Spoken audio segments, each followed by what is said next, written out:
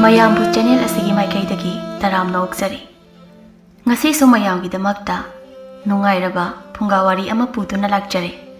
ꯃꯌꯥꯝ ꯄꯨꯟꯅ ꯑꯃꯨꯛ ꯋꯥꯔꯤ ꯑꯁꯤ ꯇꯥꯃꯤꯟꯅꯔꯁꯤ. ꯊꯥꯏꯅ ꯃꯃꯥꯡꯉꯩ ꯃꯇꯝ ꯑꯃꯗ ꯊꯝꯅꯥ ꯊꯝꯕꯥꯜꯅ ꯃꯔꯥꯡ ꯀꯥꯏꯅ ꯍꯧꯕ ꯄꯥꯠ ꯑꯃ ꯂꯩꯔꯝꯃꯤ. ꯄꯥꯠ ꯑꯗꯨꯒꯤ ꯃꯅꯨꯡꯗꯁꯨ ꯃꯁꯛ ꯃꯇꯧ ꯐꯖꯕꯤ, ꯃꯁꯥꯅ ꯃꯤ ꯑꯣꯏꯔꯒ ꯃꯈꯣꯡꯅ ꯉꯥ ꯃꯃꯩ ꯄꯥꯟꯕꯤ, ꯃꯁꯛ ꯃꯇꯧ ꯐꯖꯕꯤ ꯅꯨꯄꯤ ꯑꯃ ꯂꯩꯔꯝꯃꯤ. ꯁꯛꯍꯦꯟꯕꯤ ꯉꯥ ꯅꯨꯄꯤ ꯑꯗꯣ ꯑꯅꯝꯕ ꯃꯇꯝꯗ ꯏꯁꯤꯡ ꯃꯅꯨꯡꯗꯇ ꯂꯩꯔꯝꯃꯤ. ꯄꯥꯠꯇ ꯉꯥ ꯐꯥꯕ ꯂꯥꯛꯄꯁꯤꯡꯗ ꯊꯣꯏꯅ ꯑꯌꯦꯠ ꯑꯄꯟ ꯄꯤꯔꯝꯗꯦ. ꯅꯥꯀꯟ ꯑꯃꯔꯣꯝꯗꯅ ꯄꯥꯠ ꯑꯗꯨꯒꯤ ꯃꯅꯥꯛ ꯅꯛꯅ ꯇꯥꯕ ꯈꯨꯜ ꯑꯃꯗ ꯁꯨꯕ ꯅꯣꯝꯕ ꯌꯥꯝꯅ ꯀꯟꯕ ꯄꯨꯊꯤꯕ ꯀꯧꯕ ꯅꯨꯄꯥ ꯑꯃ ꯂꯩꯔꯝꯃꯤ. ꯄꯨꯊꯤꯕ ꯁꯨꯕ ꯅꯣꯝꯕ ꯌꯥꯝꯅ ꯀꯟꯖꯩ, ꯑꯗꯨꯕꯨ ꯃꯍꯥꯛꯀꯤ ꯑꯁꯣꯏꯕ ꯑꯃꯗꯤ ꯄꯨꯔꯅꯤꯃꯥ ꯅꯨꯃꯤꯠ, ꯊꯥꯅ ꯃꯄꯨꯡ ꯐꯥꯕ ꯅꯨꯃꯤꯠ ꯈꯨꯗꯤꯡꯒꯤ ꯂꯝꯍꯨꯏ ꯍꯦꯛ ꯍꯦꯛ ꯑꯣꯜꯂꯝꯃꯤ. ꯑꯗꯨꯕꯨ ꯃꯍꯥꯛ ꯃꯁꯥꯅꯗꯤ ꯃꯗꯨ ꯄꯨꯝꯕ ꯈꯪꯖꯔꯝꯗꯦ. ꯑꯗꯨꯒ ꯃꯁꯤ ꯄꯨꯝꯕꯁꯤꯅ ꯈꯨꯜ ꯑꯗꯨꯒꯤ ꯋꯥꯡꯃꯗ ꯂꯩꯔꯤꯕ ꯎꯃꯪ ꯑꯗꯨꯗ ꯑꯌꯨꯛ ꯅꯨꯡꯊꯤꯜꯗ ꯃꯤ ꯑꯣꯏꯅ ꯑꯣꯟꯕ, ꯅꯨꯃꯤꯗꯥꯡꯗ ꯂꯝꯍꯨꯏ ꯑꯣꯟꯕ ꯃꯤꯑꯣꯏ ꯀꯥꯡꯂꯨꯞ ꯑꯃ ꯂꯩꯔꯝꯃꯤ. ꯃꯤꯑꯣꯏ ꯀꯥꯡꯂꯨꯞ ꯑꯗꯨꯒꯤ ꯂꯨꯆꯤꯡꯕ ꯑꯗꯨ ꯃꯍꯥꯛꯀꯤ ꯃꯄꯥꯕꯨꯡꯅꯤ. ꯑꯗꯨꯕꯨ ꯂꯥꯏꯕꯛ ꯊꯤꯕ ꯊꯧꯗꯣꯛ ꯑꯃꯗꯒꯤ ꯃꯃꯥ ꯏꯕꯦꯝꯃ ꯑꯗꯨꯅ ꯃꯆꯥꯅꯨꯄꯥ ꯑꯗꯨ ꯄꯨꯗꯨꯅ ꯈꯨꯜ ꯑꯁꯤꯗ ꯂꯣꯠꯇꯨꯅ ꯂꯩꯈꯤꯕꯅꯤ. ꯅꯣꯡꯃꯒꯤ ꯅꯨꯃꯤꯠꯇ ꯄꯨꯊꯤꯕ ꯃꯈꯨꯠꯇ ꯂꯥꯡ ꯑꯃ ꯄꯥꯏꯗꯨꯅ ꯄꯥꯠꯇ ꯂꯥꯡ ꯍꯨꯜꯂꯨꯒꯦ ꯍꯥꯏꯅ ꯑꯁꯨꯝ ꯂꯥꯛꯂꯝꯃꯤ. ꯃꯍꯥꯛꯅ ꯑꯁꯨꯝ ꯂꯥꯛꯄꯗ ꯂꯝꯕꯤꯗ ꯈꯨꯜꯗꯨꯒꯤ ꯊꯝꯕꯥꯜ ꯍꯦꯛꯄ ꯆꯠꯂꯨꯕ ꯑꯉꯥꯡ ꯈꯔꯒ ꯊꯦꯡꯅꯔꯝꯃꯤ. ꯑꯉꯥꯡ ꯑꯅꯤ ꯑꯍꯨꯝꯗꯣ ꯃꯍꯥꯛꯄꯨ ꯎꯕꯗ ꯅꯣꯛꯂꯒ, "ꯇꯥ ꯄꯨꯊꯤꯕ, ꯂꯥꯡ ꯍꯨꯜꯂꯨꯒꯦ ꯍꯥꯏꯔꯣ?" ꯄꯨꯊꯤꯕꯁꯨ ꯅꯣꯛꯂꯒ, "ꯍꯣꯏ ꯍꯣꯏ, ꯅꯣꯏꯁꯨ ꯊꯝꯕꯥꯜ ꯍꯦꯛꯂꯨꯔꯤꯔꯣ?" ꯑꯁꯤ ꯍꯥꯏꯗꯨꯅ ꯄꯨꯊꯤꯕꯁꯨ ꯄꯥꯠꯂꯣꯝꯗ ꯆꯠꯈꯤꯔꯝꯃꯤ. ꯃꯍꯥꯛꯅ ꯄꯥꯠ ꯃꯄꯥꯜ ꯍꯦꯛ ꯌꯧꯕꯒ ꯍꯤ ꯑꯃ ꯇꯣꯡꯗꯨꯅ ꯄꯥꯠꯇ ꯂꯥꯡꯗꯨ ꯍꯨꯜꯂꯝꯃꯤ. ꯃꯇꯝꯗꯨꯗ ꯄꯥꯠ ꯃꯌꯥꯏꯗꯒꯤ ꯁꯛꯍꯦꯟꯕꯤ ꯉꯥ ꯅꯨꯄꯤ ꯑꯗꯨ ꯐꯨꯠ ꯂꯥꯎꯅ ꯐꯥꯎꯒꯠꯂꯛꯂꯝꯃꯤ. ꯉꯥ ꯅꯨꯄꯤ ꯑꯗꯨꯅ ꯑꯁꯨꯝ ꯑꯀꯣꯏꯕ ꯑꯗꯨ ꯌꯦꯡꯂꯛꯄ ꯃꯇꯝꯗ ꯄꯨꯊꯤꯕꯅ ꯂꯥꯡ ꯍꯨꯜꯂꯤꯕ ꯑꯗꯨ ꯎꯔꯝꯃꯤ. ꯃꯇꯝꯗꯨꯗ ꯁꯛꯍꯦꯟꯕꯤ ꯉꯥ ꯅꯨꯄꯤ ꯑꯗꯨꯅ ꯃꯆꯤꯟꯗ ꯇꯞꯅ, "ꯏꯁ, ꯑꯁꯤꯒꯤ ꯄꯥꯈꯪ ꯑꯁꯤꯗꯤ ꯃꯁꯥ ꯃꯎ ꯑꯣꯟꯊꯣꯛꯅ ꯐꯈ꯭ꯔꯦꯗ, ꯑꯣꯟꯊꯣꯛꯅ ꯆꯨꯡ ꯐꯤꯔꯥꯜ ꯆꯥꯕ ꯍꯥꯏꯕꯗꯨ ꯑꯣꯏꯔꯦꯗ." ꯑꯁꯤ ꯈꯟꯅ ꯁꯛꯍꯦꯟꯕꯤ ꯉꯥ ꯅꯨꯄꯤ ꯑꯗꯨꯅ ꯑꯁꯨꯝ ꯄꯨꯊꯤꯕꯗ ꯌꯦꯡꯗꯨꯅ ꯂꯩꯕ ꯑꯗꯨ ꯊꯝꯕꯥꯜ ꯍꯦꯛꯄ ꯑꯉꯥꯡ ꯑꯃꯅ ꯉꯥ ꯅꯨꯄꯤ ꯑꯗꯨꯒꯤ ꯐꯖꯔꯕ ꯃꯃꯩ ꯑꯗꯨ ꯎꯔꯝꯃꯤ. ꯃꯗꯨ ꯎꯕꯗ ꯑꯉꯥꯡ ꯑꯗꯨꯅ ꯃꯈꯨꯠ ꯊꯤꯜꯂꯒ ꯑꯇꯩ ꯑꯉꯥꯡꯁꯤꯡ ꯑꯗꯨꯗ, "ꯇꯨ, ꯑꯥꯗꯒꯤ ꯉꯥ ꯃꯃꯩ ꯑꯁꯤ ꯌꯦꯡꯉꯣ." ꯑꯉꯥꯡ ꯑꯗꯨꯒꯤ ꯋꯥ ꯑꯗꯨ ꯇꯥꯕꯗ ꯑꯇꯩ ꯑꯉꯥꯡꯁꯤꯡ ꯑꯗꯨꯁꯨ ꯂꯣꯏꯅ ꯉꯥ ꯅꯨꯄꯤ ꯑꯗꯨꯒꯤ ꯃꯃꯩꯗ ꯌꯦꯡꯂꯛꯂꯝꯃꯤ. ꯑꯗꯨꯒ ꯃꯈꯨꯠ ꯈꯨꯗꯨꯅ ꯐꯖꯩ ꯐꯖꯩ ꯍꯥꯏꯅꯔꯛꯂꯝꯃꯤ. ꯑꯉꯥꯡꯁꯤꯡꯗꯨꯅ ꯂꯥꯎꯔꯤꯕ ꯑꯗꯨ ꯇꯥꯕꯗ ꯄꯨꯊꯤꯕꯁꯨ ꯃꯃꯥꯏ ꯑꯣꯟꯊꯣꯛꯇꯨꯅ ꯌꯦꯡꯂꯛꯂꯝꯃꯤ. ꯃꯇꯝꯗꯨꯗ ꯉꯥ ꯅꯨꯄꯤ ꯑꯗꯨꯁꯨ ꯊꯨꯅ ꯏꯁꯤꯡꯗ ꯃꯀꯣꯛꯇꯨ ꯆꯨꯞ ꯂꯥꯎꯅ ꯂꯨꯞꯁꯤꯟꯈꯤꯔꯝꯃꯤ. ꯉꯥ ꯅꯨꯄꯤ ꯑꯗꯨꯅ ꯊꯨꯅ ꯏꯁꯤꯡꯗ ꯂꯨꯞꯁꯤꯟꯈꯤꯕꯅ ꯄꯨꯊꯤꯕꯗꯤ ꯉꯥ ꯅꯨꯄꯤ ꯑꯗꯣ ꯁꯦꯡꯅ ꯎꯍꯧꯔꯝꯗꯦ. ꯑꯗꯨꯕꯨ ꯃꯃꯩ ꯑꯗꯨꯗꯤ ꯈꯖꯤꯛ ꯎꯔꯝꯃꯤ. ꯑꯗꯨꯅ ꯉꯛꯅ, "ꯏꯁ, ꯀꯔꯤꯅꯣ ꯁꯤꯗꯤ? ꯃꯃꯩ ꯑꯁꯤꯗꯤ ꯉꯥꯒꯤ ꯃꯥꯜꯂꯤ. ꯑꯗꯨꯕꯨ ꯀꯔꯤ ꯉꯥꯅꯣꯅꯦ? ꯃꯃꯩ ꯃꯆꯨꯁꯤ ꯑꯁꯨꯛꯀꯤ ꯃꯇꯤꯛ ꯃꯉꯥꯜ ꯂꯩꯕ ꯑꯁꯤꯗꯤ ꯑꯃꯨꯛꯇ ꯐꯥꯎꯕ ꯎꯗ꯭ꯔꯤ." ꯑꯁꯤ ꯈꯟꯅ ꯄꯨꯊꯤꯕ ꯉꯥ ꯅꯨꯄꯤ ꯑꯗꯨꯅ ꯂꯨꯞꯈꯤꯕ ꯑꯗꯨꯗ ꯉꯛꯅ ꯌꯦꯡꯂꯝꯂꯒ ꯃꯥꯒꯤ ꯂꯥꯡ ꯍꯨꯟꯐꯝ ꯊꯣꯛꯄ ꯑꯗꯨꯃꯛ ꯍꯨꯜꯂꯝꯃꯤ. ꯑꯁꯨꯝꯅ ꯅꯨꯃꯤꯠ ꯑꯗꯨꯗꯒꯤ ꯍꯧꯅ ꯅꯨꯡꯇꯤ ꯅꯨꯃꯤꯠ ꯈꯨꯗꯤꯡꯒꯤ ꯉꯥ ꯅꯨꯄꯤ ꯑꯗꯨꯅ ꯂꯣꯟꯅ ꯂꯣꯟꯅ ꯄꯨꯊꯤꯕꯅ ꯄꯥꯠꯇ ꯀꯨꯝꯂꯛꯄ ꯑꯗꯨꯃꯛ ꯌꯦꯡꯖꯔꯝꯃꯤ. ꯃꯍꯥꯛꯅ ꯂꯣꯟꯅ ꯂꯣꯟꯅ ꯌꯦꯡꯖꯔꯤꯕ ꯑꯗꯨ ꯄꯨꯊꯤꯕꯅꯗꯤ ꯅꯣꯡꯃꯇ ꯉꯥ ꯅꯨꯄꯤ ꯑꯗꯨꯕꯨ ꯎꯖꯔꯝꯗꯦ. ꯑꯗꯨꯕꯨ ꯅꯣꯡꯃꯒꯤ ꯅꯨꯃꯤꯠꯇꯗꯤ ꯄꯨꯊꯤꯕꯅ ꯃꯃꯥꯏ ꯂꯩꯊꯣꯔꯛꯄ ꯃꯇꯝꯗ ꯉꯥ ꯅꯨꯄꯤ ꯑꯗꯨꯒ ꯃꯥꯌꯣꯛꯅꯗꯨꯅ ꯉꯥ ꯅꯨꯄꯤ ꯑꯗꯨꯒꯤ ꯆꯤꯡꯂꯧ ꯍꯦꯟꯕꯤ ꯁꯛꯇꯝꯗꯨ ꯎꯔꯝꯃꯤ. ꯄꯨꯊꯤꯕ ꯉꯥ ꯅꯨꯄꯤ ꯑꯗꯨꯒꯤ ꯁꯖꯤ ꯃꯤꯇꯥ ꯉꯝꯖꯕꯤ ꯃꯤꯁꯅ, ꯒꯨꯂꯥꯞꯄꯨ ꯉꯝꯖꯕꯤ ꯇꯉꯥꯡꯂꯕꯤ ꯆꯤꯝꯕꯥꯜ, ꯑꯃꯝꯕ ꯑꯍꯤꯡꯕꯨ ꯉꯝꯖꯕꯤ ꯑꯃꯨꯕ ꯁꯝꯂꯥꯞ, ꯁꯩꯊꯥꯕꯇꯅ ꯋꯥꯠꯂꯕ ꯁꯛꯇꯝꯗꯨ ꯎꯕꯗ ꯋꯥ ꯉꯥꯡꯕ ꯐꯥꯎꯕ ꯉꯝꯗ ꯇꯨꯃꯤꯟꯅ ꯌꯦꯡꯗꯨꯅ ꯂꯩꯔꯝꯃꯤ. ꯉꯥ ꯅꯨꯄꯤ ꯑꯗꯨꯁꯨ ꯇꯨꯃꯤꯟꯅ ꯀꯔꯤꯁꯨ ꯍꯥꯏꯗ ꯃꯆꯤ ꯐꯥꯎꯕ ꯂꯦꯡꯗ ꯄꯨꯊꯤꯕꯗ ꯑꯗꯨꯃꯛ ꯌꯦꯡꯗꯨꯅ ꯂꯩꯔꯝꯃꯤ. ꯃꯇꯝꯗꯨꯗ ꯈꯨꯟꯖꯥ ꯑꯃꯅ ꯂꯥꯞꯇꯛꯅ, "ꯉꯁꯤꯗꯤ ꯉꯥ ꯅꯨꯄꯤꯅꯤꯅꯦꯍꯦ! ꯃꯤ ꯑꯃꯨꯛ ꯆꯥꯒꯦ ꯍꯥꯏꯔꯛꯂꯕꯗꯤ ꯑꯁꯣꯛ ꯑꯄꯟ ꯌꯥꯎꯅꯕ ꯇꯥꯔꯦꯅꯦ." ꯅꯨꯄꯥ ꯑꯗꯨꯒꯤ ꯋꯥ ꯑꯗꯨ ꯇꯥꯕꯗ ꯈꯨꯟꯖꯥ ꯑꯌꯥꯝꯕ ꯃꯈꯨꯠ ꯆꯥꯕ ꯈꯨꯠꯂꯥꯏ ꯑꯃꯃꯝ ꯄꯥꯏꯈꯠꯅꯔꯝꯃꯤ. ꯉꯥ ꯅꯨꯄꯤ ꯑꯗꯨꯁꯨ ꯃꯌꯥꯝꯅ ꯑꯗꯨꯝꯅ ꯇꯧꯔꯛꯄ ꯑꯗꯨꯗ ꯏꯄꯥ ꯄꯥꯈꯠꯅ ꯃꯀꯣꯛꯇꯨ ꯏꯁꯤꯡꯗ ꯆꯨꯞ ꯂꯥꯎꯅ ꯂꯨꯞꯁꯤꯟꯈꯤꯔꯝꯃꯤ ꯑꯗꯨꯒ ꯏꯁꯤꯡ ꯃꯅꯨꯡ ꯑꯗꯨꯗ ꯏꯔꯣꯏꯗꯨꯅ ꯆꯠꯈꯤꯔꯝꯃꯤ ꯃꯇꯧꯗꯨꯗ ꯄꯨꯊꯤꯕꯗꯤ ꯋꯥꯁꯨ ꯍꯥꯏꯕ ꯉꯝꯗ ꯉꯛꯅ ꯌꯦꯡꯗꯨꯅ ꯂꯩꯍꯧꯔꯝꯃꯤ ꯑꯁꯣꯝꯅ ꯄꯥꯠ ꯑꯗꯨꯗ ꯉꯥ ꯅꯨꯄꯤ ꯑꯃ ꯂꯩꯔꯦ ꯍꯥꯏꯅꯕꯗꯒꯤ ꯈꯣꯟꯖꯥ ꯑꯌꯥꯝꯕ ꯀꯤꯗꯨꯅ ꯂꯥꯡꯊꯥ ꯈꯣꯏꯊꯥ ꯇꯧꯕ ꯑꯃꯠꯇ ꯆꯠꯅꯔꯝꯗꯦ ꯑꯗꯨꯕꯨ ꯄꯨꯊꯤꯕꯗꯤ ꯃꯌꯥꯝꯅ ꯀꯤꯅꯗꯨꯅ ꯂꯥꯡꯊꯥ ꯈꯣꯏꯊꯥ ꯆꯠꯇ꯭ꯔꯕꯁꯨ ꯃꯍꯥꯛꯇꯤ ꯑꯀꯤꯕ ꯂꯩꯇ ꯑꯗꯨꯃꯛ ꯂꯥꯡꯊꯥꯕ ꯆꯠꯂꯝꯃꯤ ꯅꯣꯡꯃꯒꯤ ꯅꯨꯃꯤꯠꯇ ꯃꯍꯥꯛꯅ ꯂꯥꯡꯊꯥꯔꯤꯉꯩ ꯑꯗꯨꯗ ꯁꯛꯍꯦꯟꯕꯤ ꯉꯥ ꯅꯨꯄꯤ ꯑꯗꯨꯅ ꯇꯞꯅ ꯍꯦ ꯇꯝꯕ ꯑꯣꯏꯕ ꯀꯔꯤꯒꯤꯅꯣ ꯃꯤꯅ ꯑꯩꯕꯨ ꯀꯤꯅꯗꯨꯅ ꯂꯥꯡꯊꯥ ꯈꯣꯏꯊꯥ ꯑꯃꯠꯇ ꯀꯨꯝꯂꯛꯇ꯭ꯔꯕ ꯃꯇꯝ ꯑꯁꯤꯗ ꯅꯪ ꯅꯇꯣꯝꯇ ꯂꯥꯡ ꯊꯥꯕ ꯀꯨꯝꯂꯛꯂꯤꯕꯁꯤꯕꯨ ꯑꯩꯅ ꯅꯪ ꯆꯥꯊꯣꯛꯀꯅꯤ ꯍꯥꯏꯅ ꯀꯤꯗꯕ꯭ꯔꯥ ꯄꯨꯊꯤꯕꯗꯣ ꯁꯛꯍꯦꯟꯕꯤ ꯉꯥ ꯅꯨꯄꯤ ꯑꯗꯨꯒꯤ ꯋꯥꯗꯨ ꯇꯥꯕꯗ ꯅꯣꯛꯇꯨꯝ ꯅꯣꯛꯊꯣꯔꯛꯂꯝꯃꯤ ꯑꯗꯨꯒ ꯇꯞꯅ ꯑꯩꯗꯤ ꯅꯪꯕꯨ ꯀꯩꯗꯧꯕꯒꯤ ꯀꯤꯗꯧꯔꯤꯕꯅꯣ ꯑꯗꯨꯒ ꯅꯪꯗꯤ ꯃꯤ ꯆꯥꯕ ꯉꯥ ꯅꯨꯄꯤ ꯅꯠꯇꯦ ꯍꯥꯏꯕꯁꯦ ꯑꯩꯅꯁꯨ ꯈꯪꯏ ꯅꯪꯅ ꯆꯥꯒꯦ ꯍꯥꯏꯔꯕꯗꯤ ꯑꯩꯁꯦ ꯅꯍꯥꯟꯅ ꯆꯥꯔꯣꯏꯗ꯭ꯔꯣ ꯉꯁꯤ ꯐꯥꯎꯕ ꯑꯩꯅ ꯄꯥꯠꯁꯤꯗ ꯀꯨꯝꯂꯛꯄꯗ ꯅꯪꯅ ꯀꯩꯁꯨ ꯇꯧꯗ꯭ꯔꯤꯕ ꯑꯁꯤꯅ ꯅꯪꯅ ꯑꯩꯉꯣꯟꯗ ꯀꯩꯁꯨ ꯇꯧꯔꯣꯏ ꯍꯥꯏꯕ ꯑꯩ ꯈꯪꯏ ꯄꯨꯊꯤꯕꯒꯤ ꯋꯥ ꯑꯗꯨ ꯇꯥꯕꯗ ꯁꯛꯍꯦꯟꯕꯤ ꯉꯥ ꯅꯨꯄꯤ ꯑꯗꯣ ꯐꯥꯛ ꯐꯥꯛ ꯅꯣꯛꯊꯣꯔꯛꯂꯝꯃꯤ ꯃꯇꯧꯗꯨꯗ ꯄꯨꯊꯤꯕꯁꯨ ꯅꯣꯛꯐꯦꯠ ꯇꯧꯗꯨꯅ ꯑꯗꯨꯃꯛ ꯌꯦꯡꯂꯝꯃꯤ ꯁꯛꯍꯦꯟꯕꯤ ꯉꯥ ꯅꯨꯄꯤ ꯑꯗꯨꯁꯨ ꯃꯍꯥꯛꯅ ꯑꯗꯨꯝꯅ ꯃꯨꯟꯅ ꯌꯦꯡꯂꯒ ꯂꯩꯕ ꯑꯗꯨꯗ ꯏꯀꯥꯏꯕ ꯄꯣꯛꯂꯛꯂꯝꯃꯤ ꯑꯗꯨꯅ ꯅꯣꯛꯂꯝꯕ ꯑꯗꯨ ꯂꯦꯞꯈꯤꯔꯝꯃꯤ ꯃꯇꯝꯗꯨꯗ ꯄꯨꯊꯤꯕꯅ ꯇꯞꯅ ꯀꯔꯤ ꯇꯧꯔꯦ ꯅꯣꯛꯄ ꯂꯦꯞꯂꯕꯗꯤ ꯑꯩꯗꯤ ꯅꯪꯅ ꯅꯣꯛꯄꯁꯦ ꯌꯦꯡꯕ ꯌꯥꯝꯅ ꯅꯨꯡꯉꯥꯏ ꯄꯨꯊꯤꯕꯅ ꯑꯗꯨꯝꯅ ꯍꯥꯏꯔꯛꯄ ꯑꯗꯨꯗ ꯉꯥ ꯅꯨꯄꯤ ꯑꯗꯣ ꯏꯀꯥꯏꯕ ꯍꯦꯜꯂꯛꯇꯨꯅ ꯀꯔꯤꯁꯨ ꯍꯥꯏꯔꯝꯗꯅ ꯏꯁꯤꯡꯗ ꯆꯨꯞ ꯂꯨꯞꯁꯤꯟꯗꯨꯅ ꯏꯔꯣꯏꯔꯒ ꯆꯠꯈꯤꯔꯝꯃꯤ ꯃꯗꯨ ꯎꯕꯗ ꯄꯨꯊꯤꯕꯗꯤ ꯉꯛꯅ ꯌꯦꯡꯗꯨꯅ ꯂꯩꯍꯧꯔꯝꯃꯤ ꯑꯁꯨꯝꯅ ꯅꯨꯃꯤꯠ ꯈꯨꯗꯤꯡꯒꯤ ꯃꯈꯣꯏ ꯑꯅꯤꯗꯨ ꯋꯥꯔꯤ ꯋꯥꯇꯥꯏ ꯁꯥꯟꯅꯔꯛꯄꯗꯒꯤ ꯌꯥꯝꯅ ꯅꯛꯅꯕ ꯍꯥꯏꯕꯗꯨ ꯑꯣꯏꯔꯝꯃꯤ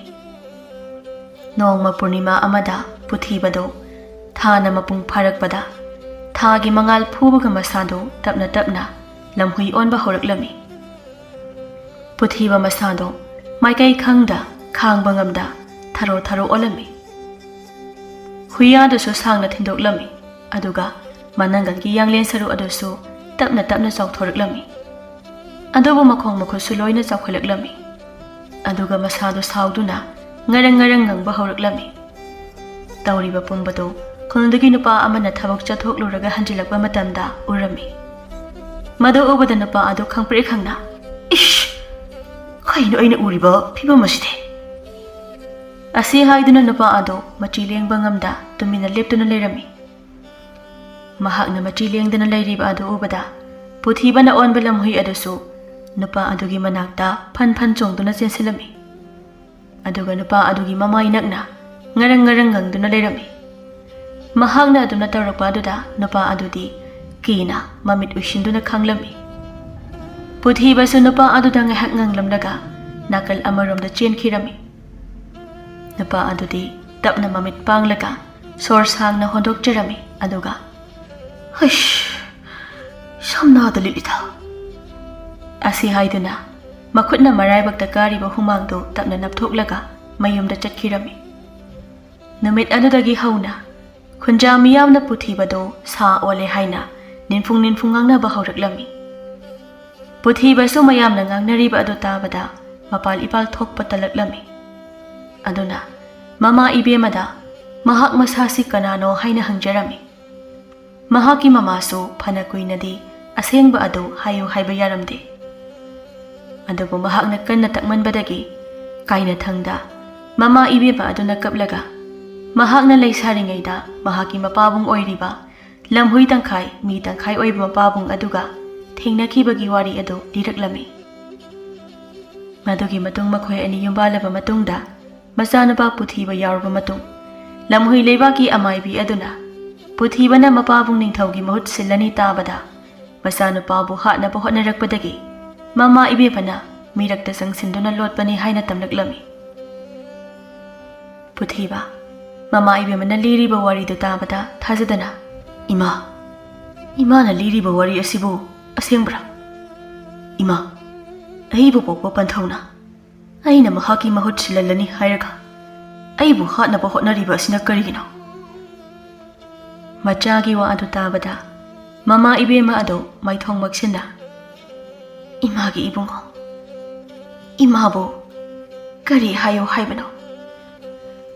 asi haiduna mi tangkai lamhui tangkai oiba sing ado siba naide mahakna mapabungi mahut sini hairiba adodi mahakna mapabungbu soidana hatkani hairibani haina hairami madu tarubada puthiba wakhal nungaitana mayumdagi tholakpada khunja mayamna mahakbu khunda leiba yaroi mahak leirabadi khunja pumba siba tare haiduna mahakbu hatlasi haina tanaraklami matamduda puthibado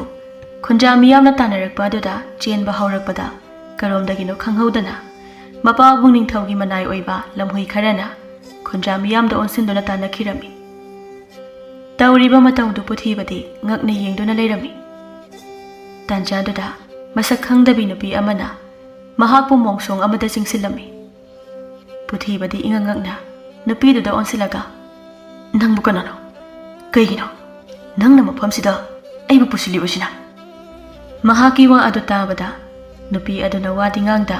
tumin layo haibagum makut kodombi ado machinda thamlaga ingit tawraklami madu ubada puthibasu ingangakna tumina adumak leirami ngai haki tungda khunja miyam tanakiba lamhoi sing adu halaklaga puthiba bu koithi thirami mataududa puthibado wa ngange tawrami adugu nupi aduna mahaki machin melaga makhoina thiriba sinangni haina ingit tawraklami mataududa puthibadi ingangakna madi karigi haina ingit tawraklami matamduda nupiduna lamhoi sing adu sakhisanu aduga haigi haina ingit tawraklami nupidugi ingit adu ubada puthibasu tumina leikhirami asomdana lamhui sing adu sut sut namduna puthibabu manak adawaida leiramgani haina koithi thirami adugu matamduda laptakna lamhui amana hauna khonglakpadagi lamhui sing adu mafamdu thadokduna hauna khongduna chenakhirami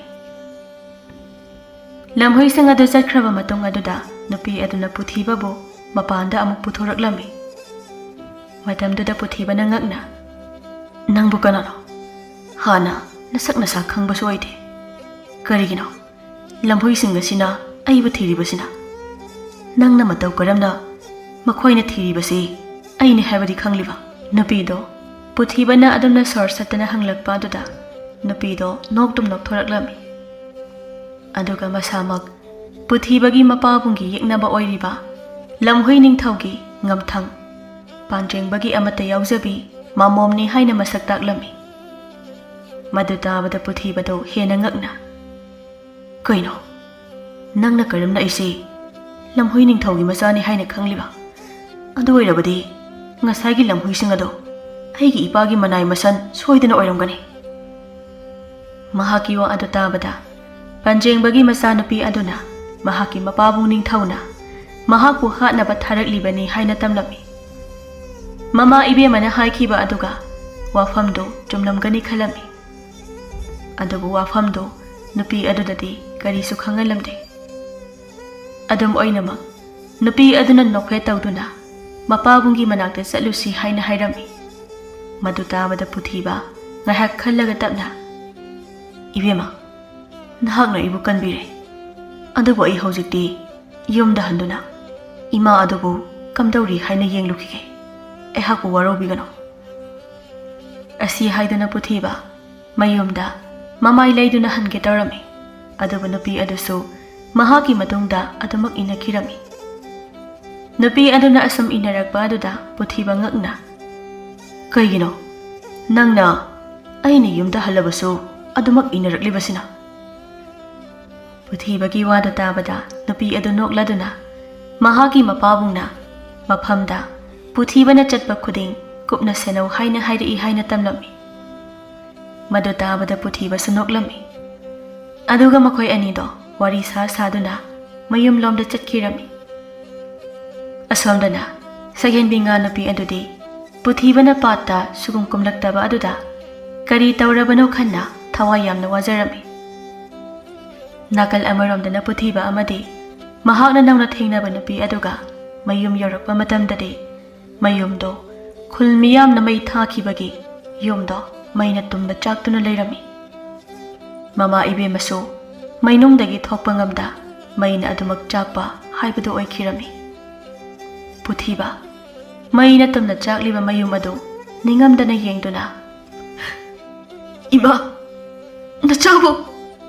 ꯅꯆꯥꯕꯨ ꯀꯅꯥꯒ ꯂꯩꯍꯧ ꯍꯥꯏꯕꯒꯦ ꯏꯃꯥ?" ꯑꯁꯤ ꯍꯥꯏꯗꯨꯅ ꯄꯨꯊꯤꯕ ꯃꯃꯥꯕꯨ ꯀꯧꯗꯨꯅ ꯍꯤꯛꯅ ꯈꯨꯔꯨ ꯈꯨꯗꯛ ꯀꯨꯜꯂꯒ ꯀꯞꯂꯛꯂꯝꯃꯤ꯫ ꯃꯍꯥꯛꯀꯤ ꯃꯇꯧꯗ ꯅꯨꯄꯤ ꯃꯆꯥ ꯑꯗꯨꯅ ꯅꯨꯡꯉꯥꯏꯇꯅ ꯃꯅꯥꯛꯇ ꯆꯪꯁꯤꯟꯗꯨꯅ ꯃꯄꯥꯝꯕꯣꯝ ꯑꯗꯨꯗ ꯄꯣꯞ ꯄꯣꯞ ꯊꯥꯕꯤꯔꯝꯃꯤ꯫ ꯑꯁꯨꯝꯅ ꯄꯨꯊꯤꯕ ꯂꯩꯐꯝ ꯂꯩꯇ꯭ꯔꯕꯗ ꯅꯨꯄꯤ ꯑꯗꯨꯅ ꯃꯈꯣꯏꯒꯤ ꯂꯩꯐꯝꯗ ꯂꯩꯔꯨꯁꯤ ꯍꯥꯏꯔꯛꯂꯝꯃꯤ꯫ ꯑꯗꯨꯕꯨ ꯃꯇꯝꯗꯨꯗ ꯄꯨꯊꯤꯕꯗꯣ ꯁꯛꯍꯦꯟꯕꯤ ꯉꯥ ꯅꯨꯄꯤ ꯑꯗꯨꯒ ꯑꯔꯣꯏꯕ ꯑꯣꯏꯅ ꯑꯃꯨꯛꯇꯪ ꯎꯅꯔꯝꯒꯦ ꯍꯥꯏꯅ ꯈꯜꯂꯝꯃꯤ꯫ ꯑꯗꯨꯅ ꯅꯨꯄꯤ ꯃꯆꯥ ꯑꯗꯨꯗ ꯁꯛꯍꯦꯟꯕꯤ ꯉꯥ ꯅꯨꯄꯤ ꯑꯗꯨꯕꯨ ꯑꯔꯣꯏꯕ ꯑꯣꯏꯅ ꯑꯃꯨꯛꯇꯪ ꯎꯅꯔꯝꯈꯤꯒꯦ ꯍꯥꯏꯅ ꯍꯥꯏꯔꯝꯃꯤ꯫ ꯑꯁꯨꯝꯅ ꯄꯨꯊꯤꯕ ꯋꯥꯈꯜ ꯅꯨꯡꯉꯥꯏꯇꯅ ꯄꯥꯠ ꯃꯄꯥꯟꯗ ꯂꯥꯛꯂꯝꯃꯤ꯫ ꯑꯗꯨꯒ ꯁꯛꯍꯦꯟꯕꯤ ꯉꯥ ꯅꯨꯄꯤ ꯑꯗꯨꯕꯨ ꯀꯧꯔꯝꯃꯤ꯫ ꯃꯍꯥꯛꯅ ꯀꯧꯕꯗꯨ ꯇꯥꯕꯗ ꯁꯛꯍꯦꯟꯕꯤ ꯉꯥ ꯅꯨꯄꯤ ꯑꯗꯨꯁꯨ ꯊꯨꯅꯃꯛ ꯄꯥꯠ ꯈꯣꯡꯕꯥꯜ ꯇꯝꯅ ꯏꯔꯣꯏꯗꯨꯅ ꯂꯥꯛꯂꯝꯃꯤ꯫ ꯑꯗꯨꯒ ꯄꯨꯊꯤꯕ ꯎꯕꯗ ꯁꯛꯍꯦꯟꯕꯤ ꯉꯥ ꯅꯨꯄꯤ ꯑꯗꯨꯅ ꯈꯧꯔꯥꯡꯅ "ꯍꯥꯏ ꯁꯛꯍꯦꯟꯕ, ꯀꯔꯤꯒꯤꯅꯣ ꯑꯁꯨꯛ ꯀꯨꯏꯅ ꯄꯥꯠꯇ ꯅꯣꯡꯃꯇ ꯂꯥꯛꯇꯕꯗꯤ ꯀꯩꯗꯧꯕ ꯌꯥꯎꯕꯒꯦ?" ꯄꯨꯊꯤꯕ ꯁꯛꯍꯦꯟꯕꯤ ꯉꯥ ꯅꯨꯄꯤ ꯑꯗꯨꯒꯤ ꯋꯥꯗꯨ ꯇꯥꯕꯗ ꯃꯍꯥꯛꯀꯤ ꯏꯃꯨꯡꯗ ꯊꯣꯛꯂꯤꯕ ꯑꯗꯨ ꯇꯝꯖꯔꯝꯃꯤ꯫ ꯃꯇꯝꯗꯨꯗ ꯉꯥ ꯅꯨꯄꯤ ꯑꯗꯨꯅ ꯅꯥꯀꯟꯗ ꯉꯥꯏꯔꯤꯕ ꯅꯨꯄꯤ ꯑꯗꯨꯁꯨ ꯎꯔꯛꯂꯝꯃꯤ꯫ ꯅꯨꯄꯤꯗꯨ ꯎꯕꯗ ꯉꯥ ꯅꯨꯄꯤ ꯑꯗꯨꯅ "ꯃꯥꯗꯤ ꯀꯅꯥꯅꯣ? ꯃꯥꯅ ꯅꯪꯒ ꯂꯣꯏꯅꯅ ꯂꯥꯛꯂꯤꯕ ꯑꯁꯤꯅ ꯀꯔꯤꯒꯤꯅꯣ?" ꯄꯨꯊꯤꯕ ꯁꯛꯍꯦꯟꯕꯤ ꯉꯥ ꯅꯨꯄꯤ ꯑꯗꯨꯅ ꯈꯝꯕꯟꯕ ꯃꯥꯟꯕ ꯃꯇꯧ ꯑꯗꯨꯗ ꯅꯣꯛꯅꯤꯡꯕ ꯄꯣꯛꯂꯛꯂꯝꯃꯤ꯫ ꯑꯗꯨꯒ ꯃꯤꯀꯨꯞ ꯑꯗꯨꯗ ꯉꯥ ꯅꯨꯄꯤ ꯑꯗꯨꯕꯨ ꯅꯨꯡꯁꯤꯕꯁꯨ ꯈꯪꯍꯦꯟ ꯍꯦꯟꯒꯠꯂꯛꯂꯝꯃꯤ꯫ ꯑꯗꯨꯕꯨ ꯇꯞꯅ ꯄꯟꯖꯦꯡꯕꯒꯤ ꯃꯆꯥꯅꯨꯄꯤ ꯑꯗꯨ ꯃꯁꯛ ꯇꯥꯛꯂꯝꯃꯤ꯫ ꯃꯇꯝꯗꯨꯗ ꯉꯥ ꯅꯨꯄꯤ ꯑꯗꯨꯅ ꯉꯥ ꯃꯀꯨ ꯑꯃ ꯄꯤꯔꯛꯂꯝꯃꯤ꯫ ꯑꯗꯨꯒ ꯇꯞꯅ "ꯁꯤꯒꯤ ꯃꯀꯨ ꯑꯁꯦ ꯅꯪꯒ ꯂꯣꯏꯅꯗꯨꯅ ꯑꯗꯨꯃꯛ ꯊꯝꯃꯨ꯫ ꯀꯔꯤꯒꯨꯝꯕ ꯅꯪꯅ ꯈꯨꯗꯣꯡꯊꯤꯕ ꯅꯪꯂꯕꯁꯨ ꯃꯁꯤꯒꯤ ꯃꯇꯦꯡꯅ ꯑꯩꯅ ꯈꯪꯕ ꯉꯝꯒꯗꯧꯔꯤꯕꯅꯤ."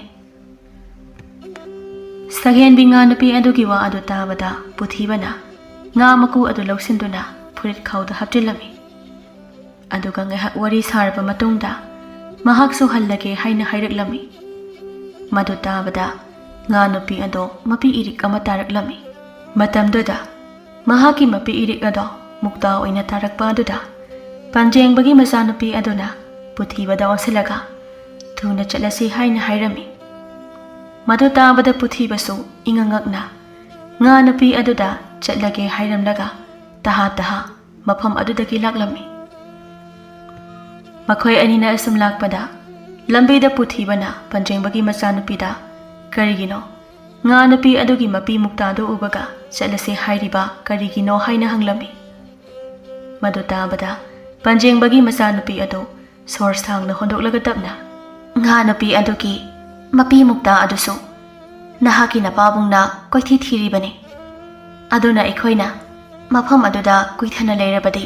ꯈꯨꯗꯣꯡꯊꯤꯒꯅꯤ ꯈꯟꯅ ꯆꯠꯂꯁꯤ ꯍꯥꯏꯅ ꯍꯥꯏꯕꯅꯤ." ꯄꯨꯊꯤꯕ ꯄꯟꯖꯦꯡꯕꯒꯤ ꯃꯆꯥꯅꯨꯄꯤꯒꯤ ꯋꯥ ꯑꯗꯨ ꯇꯥꯕꯗ ꯌꯥꯝꯅ ꯄꯥꯈꯠꯅ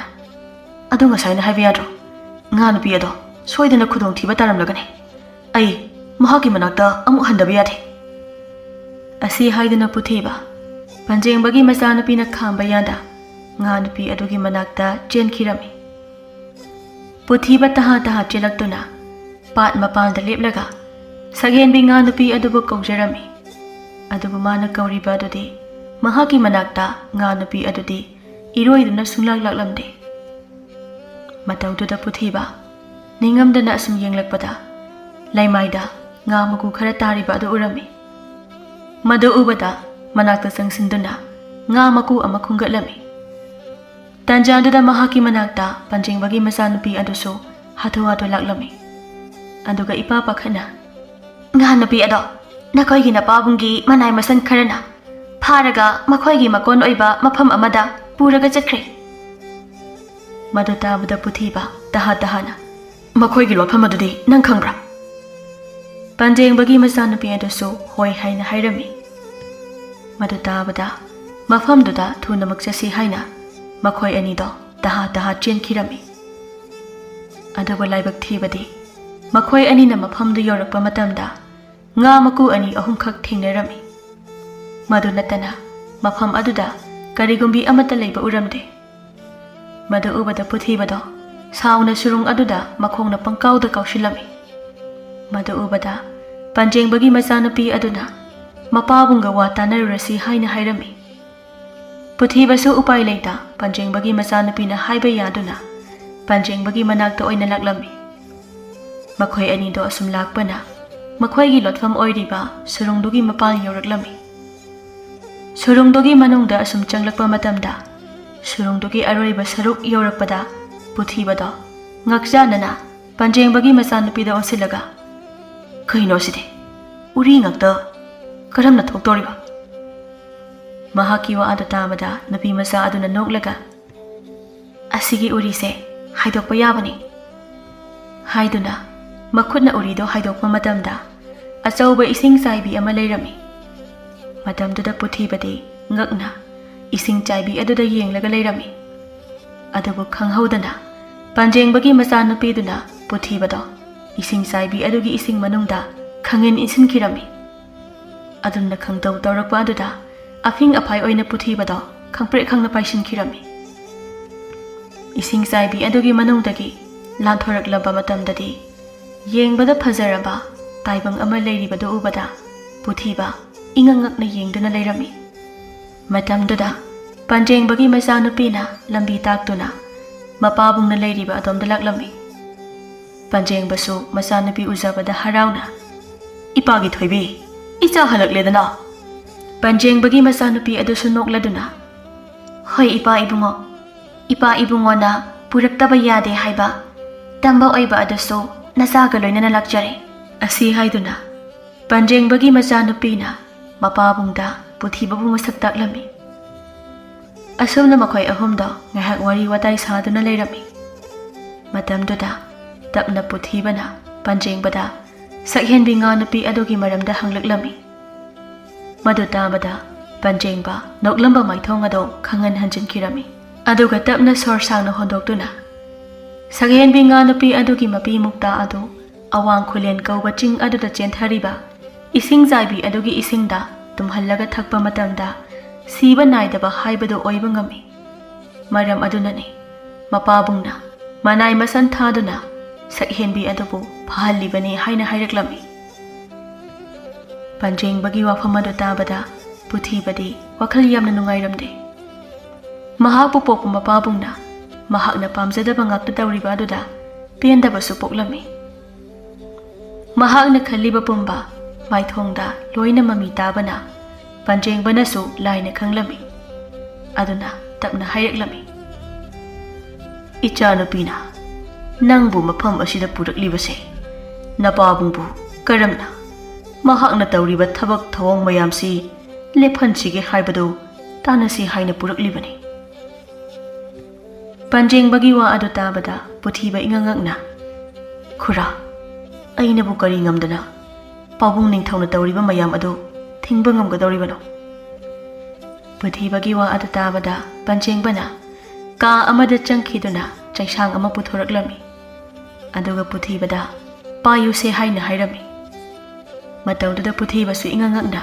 chaisangdu lawrami matamduda ikhang khanghaudana puthibana hek thengbaga chaisang adugi matonda yawriba nung adu mangal nairaklami madu ubada panjengbado harauna chaisang adu achamba chaisang natte makhoigi maibi makok oiriba aduna pairambani laibak thibadi maibi aduna puthibana mapabung hatkani haina laifhaw adu hairubagi ningthawna sauduna maibi adu hatkibani haina hairami matam adudagi chaisang adu panjengba masana losinduna thambani haina hairami madu tabada puthiba ngakna amu matik leiba chaisi aina pairaga karibu tawba ngamgadawribano puthibagi wadu tabada panjengbana noklaga pathau ibungo masigi chaisi paibada supnagi mangal naiba ngamlibasi maibi adutani adubu hojikti ningthaugi i oiriba nangna paibada mangal naiba ngamlabanina nahaki natik nayaina aikhoigi ining thaubu mai thiba piduna anauba liklam ama haurani taklibani tawbu hojikti nahak ताइबंग मरक्ता कुइना लेरुबना नहाकी नतिक नयाइदो करमना सिजिन्नगनी हाइबा खंग्रे अदुना नहाकी नतिक नयाइदो करमना सिजिन्नगनी हाइबदो हाना तमदबा यारोय अदुना हयेंगदगी तंबा हौरगदबनी ngasiगidi पोथाजरो असी हाइरामदुना पंजेंगबा मसानुपीदा ओनसिलगा पुथीबगी पोथानबा का ताकपियु हाइरामलगा महाकी कादा अतै थबक तौब चंखिरमी मसानुपी अदुसु मपाबुंगना हाइरामबगी मतुंग इन्ना पुथीबदा ओनसिलगा नहाकी पोथानबा कादो ऐ ताकलगी लाओ वादो ताबदा पुथीबसु करिसु हाइदना पंजेंगबगी मचानुपीगी मतुंगदा अदुमक इनखिरमी असुमना मथंगी नुमित्तगी पुथीबदो पंजेंगबगी मचानुपीना मतौ करमना महाकी मतिक मयाइदो सिजिन्नगनी हाइबा तपना तपना तंबीबा हौरमी थाबुंग अमा चुपना तमलबा मतमददी पुथीबदो महाकी मतिक मयाइदो तपना तपना सिजिन्नबा हैरक्लमी अदुबु महाकना हैरिबा अदुदी महाकी मपाबुंगा पानबा याबदी लायरदना मनाक्ता लेपा फाव याबगी चांग ओइरमदे अदम ओइनमक पुथीबगी होटनबा कनबा मतौदु ओबदा पंजेंगबा मपुकनिंगदा अपेनबदी फावरमी पंजेंगबा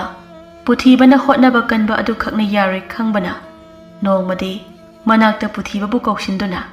महाकना होटनरिबा अदुदी मखोयगी अंगांग ओइरिबा लमहुई अमा फावबा हेना हैथोय सिंथोय अदुना महाकना अदुमना तौरबदी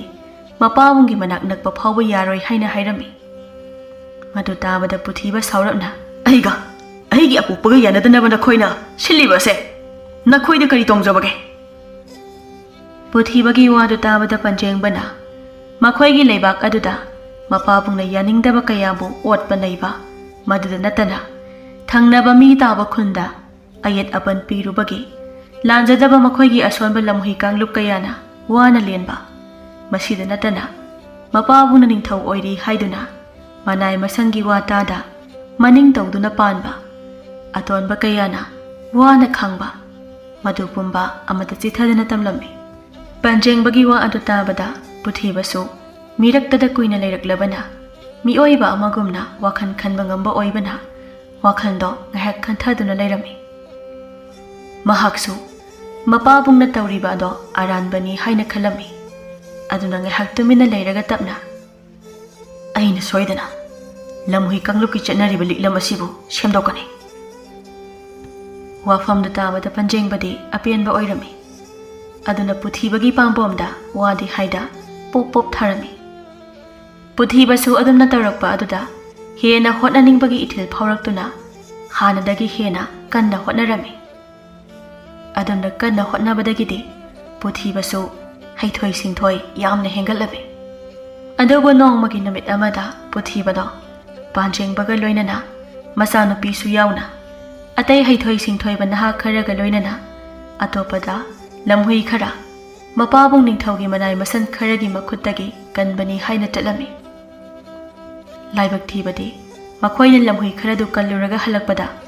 मखोयगी लोटफमदो मपाबुंग निंगथौना खंगदुना मनाय मसन कयाना मफम अदुदा साथोपतुना लेजबा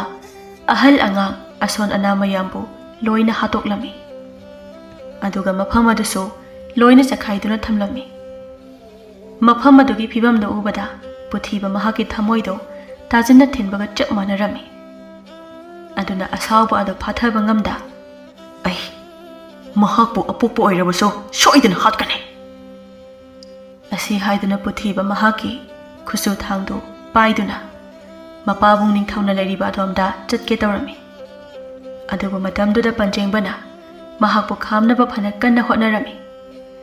अदुबु महाकी असावबा अदुना हेनमनखिबना पंजेंगबना खामनबु होटनरिबा अदो अरेंबा तारमी अदुना पंजेंगबा मचानुपीदा ओनसिन्दुना इचा थोइबी नबुंगना चटलिबसी नंगसु मतुंग इलो पंजेंगबगी मचानुपी अदुसु पपाबुंगी याथंग फंगलबदा होय हाइना मंगक नोमलगा पुथीबगी मतुंगदा इनाखिरमी असुमना पुथीबा असावबा फाथबा ngamda मपाबुंग निंगथौगी कोनुंग ओइरिबा अचौबा सुरुंग अदुगी थोंग यौरकपा मतमदा मसा मवु फरबा लमहुई अहुम मरीना माथोंग ओइरिबा चंगफम अदुगु ngakतुना लेरमी Madu ubada Puthiba Panthadana lamhui ahum mariduga samu mayok yanaba sem sakhirami. Mahaki matungda Panjengbagi masanupi adusu lamhui onduna lamhui amaga samu mayok yarami. Asumna makhoi anina hana leiramba lamhui ahum marido laina maithiba pirami. Aduga surungdugi manungda changraklami. Makhoi anina asum lakpada surungdugi mayai yaurakpada lambi fangna leiriba adu ubada ngakna amana amada yengnarami. Matamduda Panjengbagi masanupido mapabungna haikhiba lamhui ningthawna leiba surung adudi manungdagi mangal ama pikna adumak nganduna leibani haibado ningsingraklami. Maram aduna Panjengbagi masanupi aduna mangal pikna ngaliba adomda makhut thinduna ibong asomdo aina salase. Puthibasu hoi haiduna makhoi anido surungdugi oi thangba adomda laklami. Makhoi anina asum lakpada surungdugi maya yoksilakpa matamda ikhang khanghaudana kanagumba amana kanna kap laubagi makhol taraklami. Makhoi ani sungakni yingduna tariba makhol adugi makai adomda nakna asum changshinba matamdadi ifut amagi mayaida sarang ama saduna Shakhenbi nga nupi adubu phajinduna thamliba adu urami. Puthiba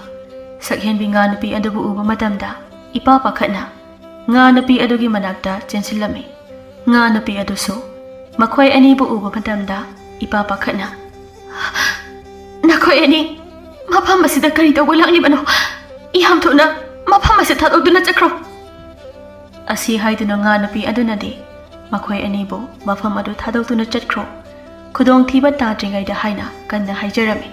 Adubu mahangna hairiba adu Puthibana taramde. Madugi mahutta sarang adugi mathong adu hangdoknaba kanna hotnarami. Tanjadada nakandagi Puthibagi mapabung ningthawdo hauna noglaklami. Madu ubada Shakhenbi nga nupi adudi kapladuna nakhoi ani mafam ase thadokduna thuna chakro chalo nakhoi ani thuna chakro. Mahangna kaptuna kanna haijariba adu tada Puthibadi adumak mathong adubu hangdoknaba hotnarami. Matawduda nga nupi aduna Panjengbagi machanupido onsinduna Puthibabu pukhro hairami. Madu tabada Panjengbagi machanupina Puthibabu chingduna puge tawrami. Adubu tanjaduda makhoi anido lamhui ataine ikoi silami. Madu ubada nga nupi adugi mamitagi mukta oina mapi taraklami. Madu ubada mapabung ningthawdi khakna noklami. Puthiba khangduna leiba ngamda lamhui olaga mapabung tamna paishin khirami. Machana adum tawrakpaduda mapabung ningthawsu lamhui onduna mapa macha ado chikhaina khirami. Ahanbadadi Puthibado hana amukta sathengnadaba oibagi mapabung ningthawna lakjarami. Adubu kaina thangdadi I nauriba machanupa Puthibana mapabung ningthawgi mangaksamda laklami. Matamduda mapabung ningthawado lamhuidagi mi onthoraklami. Madu ubada Puthibasu tapna mapabungbu chikliba adu thadokduna mi olaklami. Puthibagi mapabung ningthaw ado tapna machanupagi pukning onaba themba horaklami. Matamduda Puthibasu mapabunggi moithemdo khangduna ipa ibungo najabu moithem tawbagi mahutta atopada ipa ibungona awaba piriba pumbase tokpiyo. Madubu toklabadi nachana ipa ibungogi lambida apanba amata pijaroi. Machagi wado tabada Puthibagi mapabung ningthaw ado sawgalaklami. Aduna mana haiba yadrabadi macha oirabasu hatkani haina kihalaklami. Mapana nganglakpa ado tabada Puthibadi machin khajik chingduna noklami. Madudagi mapa masado amuk lamhui onduna chiknarami. Phana koina chiknaraba tungda animak choktharaklami. Matamduda Puthibagi mapabungdi nga nupigi mapidagi sungtoklaba mahi ama thaklami. Mahido hek thakpadagi mapabung ningthawgi masado khangkan kalami. Adubu Puthibasu naha oiribagi I saba oibana mapabung ningthawdagi thoina taba haibadadi oiramde. Asumna ngahak chiknaringai aduda mafam aduda Panjengbasu yoraklami. Aduga maibina pairamba chaisang ado langlaktuna Pathaw ibungo asi oo masina kallabadi napabunggi matik mayay pumba chamlagadabani. Panjengbagi wa ado tabada mapabung ningthawsu mi khangwon olaklami aduga puthibasu mi khangwon olaklami aduga mapa masa ani do saisang adu oknaba kanna hotnarami asumna mapa masa do innabadagi saisang ado laimai da takhirami mapa masa do laimai da tariba chaiduda naihak munna yengduna amuk chikhainarami handakti puthibasu araiba mapangal phudoktuna mapabung ningthaugi mangaksamda chiklami machanapa na mangaksamda laklakpadagi mapabung ningthawada upai leita kanna kanna khongduna khanglami puthibasu mapabung ningthauna adumna khonglakpa aduda mapa kaubanina khangma ngamda thadoklami adubu madugi tanja adugi khudong chaba adu lauraga mapabung ningthauna mi onduna khonglai thuna matik mayai leiba chaisangdu khungat khirami mapabunggi matawadada puthibasu mi khangwan amu onthoraklami aduga mapabungdagi chaisang adubu munnabu hotnabada muknaba horaklami asumna ngahak muknaraba tungda puthibana munduna mapabungda chaisang aduna anirak ahumlak kanbadagi mapabung ningthaudo matik mayai pumba chamkhirami aduna mapabung ningthaudo chumnagi lamhui ama onduna tapli na khongduna leirami aduga ngahake tungda ahal amagi saktamda onthoraktuna nga nupi adugi arangba maku ama yosankhirami adumna tawba aduda puthibagi mapabung ningthaudo matomta mai chaglaktuna aroiba oikhirami asumna numit adugi tungdagi puthibana